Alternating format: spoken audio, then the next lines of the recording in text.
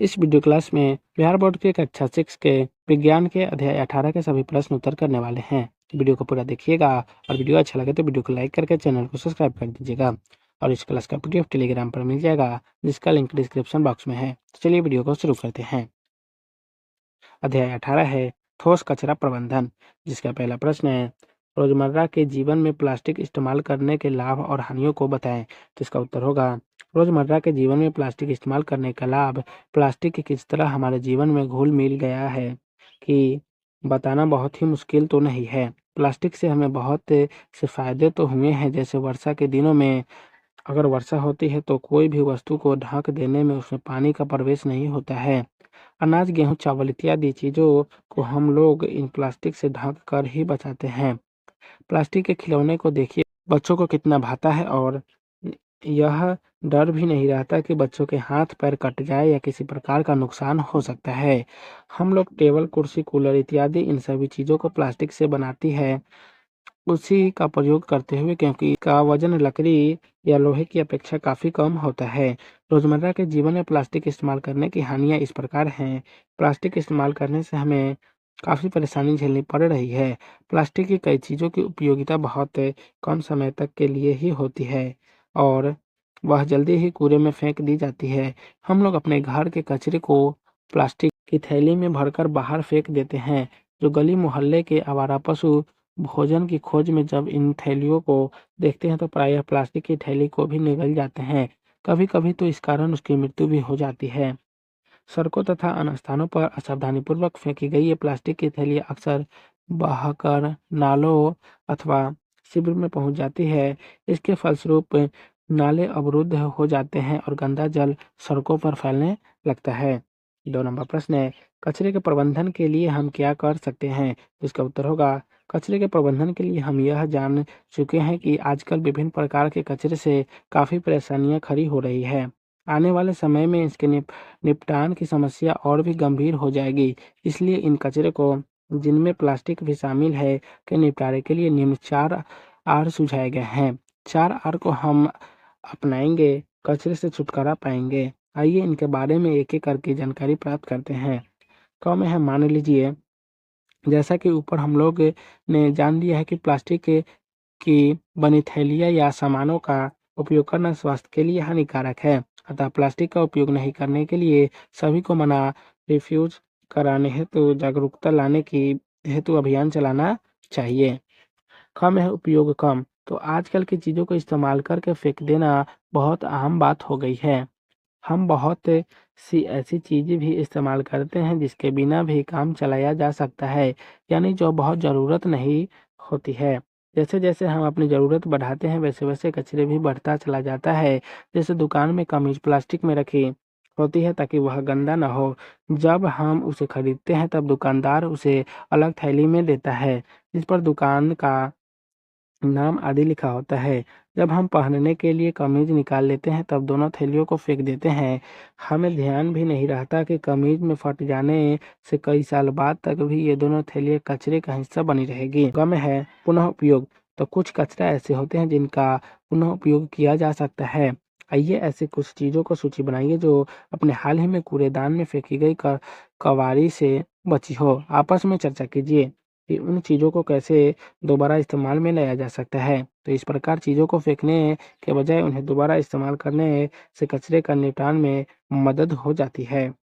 घ में है पुनः चक्रण, तो आपने कबाड़ी वाले को घरों से पुराने अखबार, शीशियाँ, प्लास्टिक और धातु से बनी चीज़ें खरीदते देखा होगा। इन चीज़ों को वे लोग जाकर बेचते हैं और कारखाना में उन चीज़ों को कुछ प्रक्रियाओं द्वारा नए रूप में परिवर्तित कर दिया जाता है। इसे पुनः चक्रण कहते हैं। पुनः चक्रण के लिए हमें क्या करना चाहिए? हमें ऐसी चीज खरीदे जिनका पुनः चक्रण हो सके। हम ऐसी चीजें खरीदें जिनका पुनः चक्रण से बनी हो, जैसे पुनः चक्रण द्वारा बनाया गया कागज। ऐसी चीजें हमें इस्तेमाल करें जिसका पुनः चक्रण हो सके।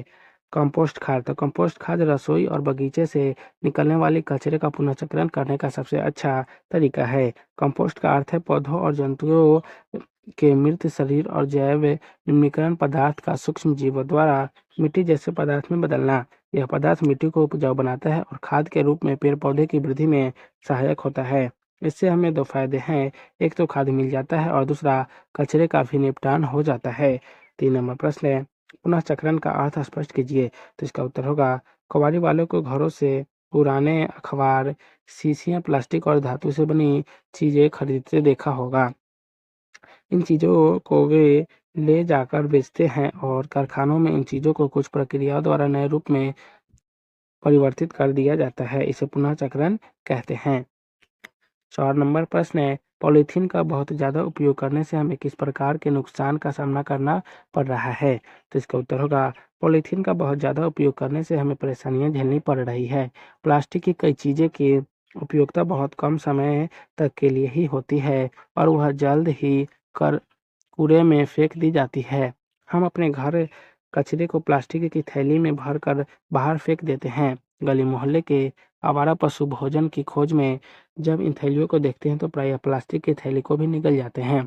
कभी कभी तो इन कारण उनकी मृत्यु भी हो जाती है। सड़क तथा अन्य स्थानों पर असावधानीपूर्वक फेंकी गई प्लास्टिक की थैली अक्सर बहकर नालों अथवा सीवरेज प्रणाली में पहुंच जाती है। फलस्वरूप नाले अवरुद्ध हो जाते हैं और गंदा जल सड़कों पर फैलने लगता है। भारी वर्षा के समय तो बाढ़ जैसी स्थिति उत्पन्न हो जाती है। जमीन या मिट्टी में भी प्लास्टिक के जमा होने से मिट्टी पौधे के लिए कम उपयोगी हो जाती है, क्योंकि ऐसे मिट्टी में पानी का सही निकास नहीं हो पाता है। इन्हीं सभी कारणों से नुकसान का सामना करना पड़ रहा है। 5 नंबर प्रश्न है, आप पॉलीथीन के अत्यधिक उपयोग को कम करने में कैसे मदद कर सकते हैं। तो इसका उत्तर होगा, पॉलीथीन के अत्यधिक उपयोग को कम करने के लिए निम्न प्रकार की मदद कर सकते हैं। प्लास्टिक की इन्हीं सब हानियों को ध्यान में रखकर सरकार ने प्लास्टिक का इस्तेमाल कम करने के निश्चय किया। इस अभियान में स्कूल के बच्चे भी बढ़ चढ़कर भाग ले रहे थे। प्लास्टिक की थैली को इस्तेमाल न करना इसी अभियान का एक हिस्सा है। आइए हम देखें कि प्लास्टिक का उपयोग कम करने के लिए हम क्या कर सकते हैं।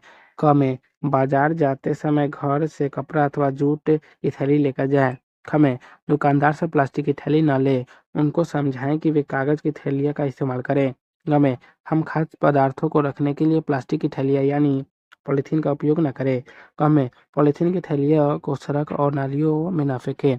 अंगा, हम प्लास्टिक को कभी भी जलाएं नहीं, क्योंकि जलाने पर इनके हानिकारक गैस निकलती है जो हमारे स्वास्थ्य के लिए हानिकारक है। पॉलीथीन के कम उपयोग करने से हमें मदद मिल सकती है। 6 नंबर प्रश्न है, निम्नलिखित कथनों में से सत्य के सामने सत्य तथा असत्य कथन के सामने असत्य का चिन्ह लगाएं। कम है, कचरे के कारण वायु, जल एवं भूमि दूषित हो जाते हैं। तो क्या हाँ हो जाते हैं, इसलिए ये सत्य है। कम है, पदार्थ जिनका विघटन आसानी से हो जाता है जैसे निम्नीकरण पदार्थ कहलाता है। तो हाँ कहलाता है, इसलिए ये सत्य है। कम है, पदार्थ जिनका विघटन आसानी से नहीं हो सकता जैव अनिम्नीकरण पदार्थ कहलाते हैं। तो हाँ कहलाते हैं, इसलिए ये भी सत्य होगा। कम है, पुराने अखबार, शीशियों, प्लास्टिक और धातु से बनी चीजों को कुछ प्रक्रियाओं द्वारा नए रूप में परिवर्तित करना पुनः चक्रण कहलाती है। तो हाँ कहलाती है, इसलिए सत्य होगा। तो आज की इस वीडियो क्लास को यहीं समाप्त करते हैं, फिर मिलेंगे नेक्स्ट वीडियो में। तो आप सभी को वीडियो देखने के लिए बहुत बहुत धन्यवाद।